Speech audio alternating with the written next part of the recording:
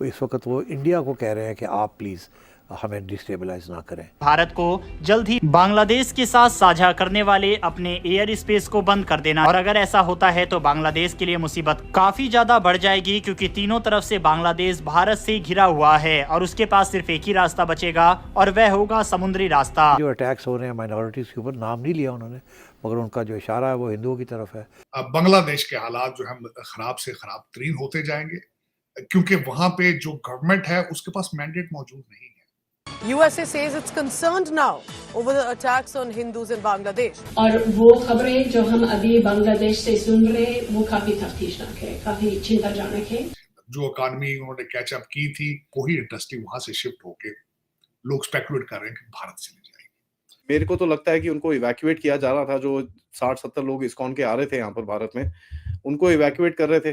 तो जब वो इनको इवैक्यूएट कर रहे थे, उनको रोक लिया। 63 मेरे ख्याल से थे जिनको रोक लिया वहां पर। ना सिर्फ हिंदुओं के बल्कि क्रिश्चियंस के भी हालात बहुत खराब है। मोहम्मद यूनुस पूरे मानवता के लिए कलंक है।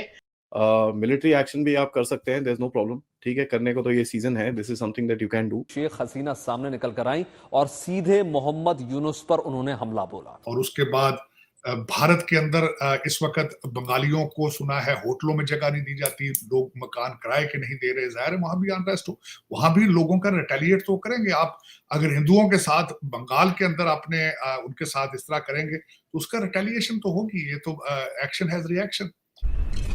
हेलो फ्रेंड्स, जय हिंद। हिंदुस्तान स्पेशल में आपका स्वागत है दोस्तों। शेख हसीना के बांग्लादेश छोड़कर चले जाने के बाद वहां पर हिंदू आबादी निशाने पर है। कट्टरपंथी मुस्लिम घरों में घुसकर हिंदुओं पर अत्याचार कर रहे हैं, हिंदुओं को मारा जा रहा है, मंदिर निशाने पर हैं।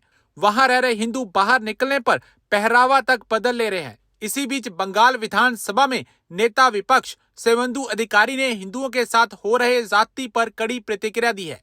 उन्होंने गुरुवार को कहा कि हम बांग्लादेश की अर्थव्यवस्था पर निर्भर नहीं करते, लेकिन अगर हमने यहाँ से आलू प्याज समेत 97 वस्तुएं देना बंद कर दिया तो बांग्लादेश की सरकार मुसीबत में आ जाएगी। हमें कुछ करने की जरूरत ही नहीं पड़ेगी। बांग्लादेश के लोग खुद ही हैरान परेशान होकर मोहम्मद यूनुस को कुर्सी से उतार देंगे। आपको पता ही दोस्तों, तीनों तरफ से बांग्लादेश भारत की एयर स्पेस पर पूरी तरह से निर्भर है। एक तरफ से वह समुद्र से घिरा हुआ है। अगर भारत बांग्लादेश का एयर स्पेस बंद कर देता तो बांग्लादेश की मुसीबतें बहुत बढ़ जाएंगी। वहां पे भी रेडिकल जो एलिमेंट्स हैं वो मजीद बढ़ रहे हैं। पाकिस्तान के अंदर भी बहुत खतरनाक बात की है खान साहब ने। खान साहब मेरे ख्याल कल की बात है जब खान साहब के पास अदालत के अंदर एक मीडिया जर्नलिस्ट उसने क्वेश्चन किया कि आप हमारी पिंकी पीरनी जो है वो तो एक आप कहते थे कि घरेलू औरत है, लेकिन अब वो सियासत कर रही है। तो उन्होंने आगे से कहा, उन्होंने कहा तुम्हें किसने कहा वो सियासत कर रही, वो तो जिहाद कर रही है। तो इस वक्त भारत के आसपास अभी मैं आगे जानना चाहूंगा, एक और भारत के लिए मुश्किल आ पहुंची है नेपाल में, उसके बारे में भी डिस्कस करना चाहूंगा। लेकिन बांग्लादेश के हालात जो है खराब से खराब तरीन होते जाएंगे, क्योंकि वहां पे जो गवर्नमेंट है उसके पास मैंडेट मौजूद नहीं है, वो इलेक्टेड नहीं है। उसके पीछे उसकी जो इस वक्त उन्होंने खासकर जो इतराजात किए थे भारत के, उन्होंने इतराज था कि भारत हमें रिकग्नाइज करे हमारी जो रजीम है डॉक्टर यूनुस की। तो फिर उसके बाद खुद मेरा ख्याल अपना होमवर्क भी नहीं करते। मोदी साहब ने उनको कॉन्ग्रेचुलेट किया था, रिकग्नाइज किया था माजी के अंदर, लेकिन उनकी जो ख्वाहिशात हैं वो बिल्कुल दूसरी तरफ हैं। वो अपना फासला बढ़ाते जा रहे हैं भारत के साथ। उनकी डिमांड में एक जो ऐसी डिमांड है जो कि बहुत मुश्किल है पूरी करने, वो हसीना वाजिद को चाहते हैं कि भारत के अंदर लाया जाए। अब वो किस तरह आएंगी, किस तरह वो इनकी डिमांड पूरी की जाएगी। और अनरेस्ट अभी तक मुसलसल चल रही है वहां पे। अभी भी हंगामे मुख्तलिफ शहरों में होते हैं बांग्लादेश के अंदर। जो इकॉनमी उन्होंने कैचअप की थी, जो बिजनेस उन्होंने कराची से छीना था, जो पहले कॉटन इंडस्ट्री कराची से बिजली ना होने की वजह से या दूसरी वजूहत से ढाका चली गई थी, अब वही इंडस्ट्री वहां से शिफ्ट होके लोग स्पेकुलेट कर रहे हैं कि भारत चली जाएगी। और उसके बाद भारत के अंदर इस वक्त बंगालियों को सुना है होटलों में जगह नहीं दी जाती, लोग मकान किराए के नहीं दे रहे। जाहिर है वहां भी अनरेस्ट हो, वहां भी लोगों का रिटेलिएट तो करेंगे। आप अगर हिंदुओं के साथ बंगाल के अंदर आपने उनके साथ इस तरह करेंगे तो उसका रिटेलिएशन तो होगी। ये तो एक्शन हैज रिएक्शन।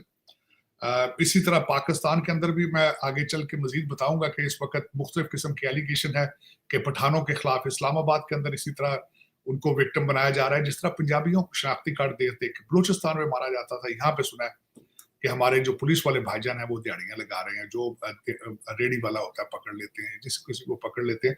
बल्कि यहाँ तक कि इन्होंने अफवाह उड़ाई है कि उज़्बेक एम्बेसडर को इन्होंने किसी ने हरास किया है या पकड़ दिया है, लेकिन अभी तक खबर जो है वो आपको पता है यहाँ पे तो हर जो लौंडा लपाड़ा है वो F-16 मिसाइल, वो तो एक गौरी मिसाइल बन के फिर रहे हैं। वो तो इस वक्त वो जो तूफान है, आज 12 यूट्यूबर्स के ऊपर केस दायर किया गया है, FIR हुई है उनके खिलाफ अनरेस्ट पैदा करने की। लेकिन चीमा साहब, मैं समझता हूं कि पाकिस्तान की दिन ब दिन जो ये झूठी खबरें हैं, इसकी वजह से पाकिस्तान की जड़ें काटी जा रही हैं। मैं बल्कि ये एहतजाज करना चाहूंगा कि उन जजों के खिलाफ एक्शन लेना चाहिए, जुडिशल कमीशन को, जिन्होंने इन सबको बाहर भेजा था।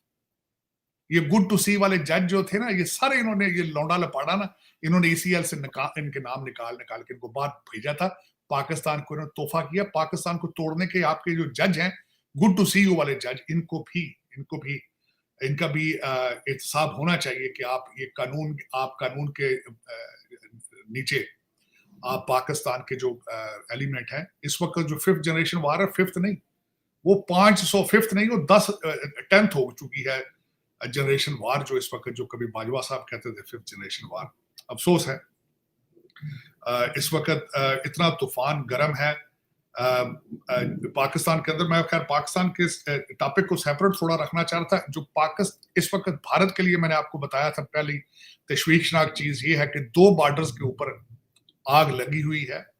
तीसरा जो एक सबसे बड़ा एलिमेंट हुआ है कि नेपाल के जो शर्मा साहब हैं, जो नए उनके सदर हैं, पहले ट्रेडिशन था वहां पे नेपाल के अंदर जब भी इलेक्शन जीतता था सदर, तो अपना पहला दौरा भारत का करता था। लेकिन इस दफा वो भारत ने उनको इनविटेशन नहीं भेजी, तो वो उसके रिटेलिएशन में ही हैज गॉन टू चाइना।